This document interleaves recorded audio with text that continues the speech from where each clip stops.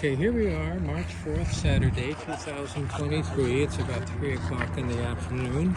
We're in Austin, Texas. Beautiful day here in the high 70s.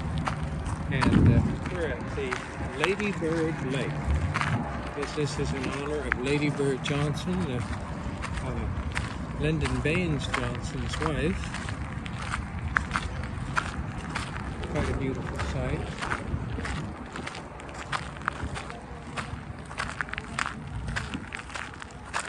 And of course, being very early March, can't really say we're in the springtime, but it certainly feels like it. The grass is really green. See some of the leaves coming out on the trees. Of course, this is Austin, Texas, so they have an early spring and a long summer and a relatively mild winter.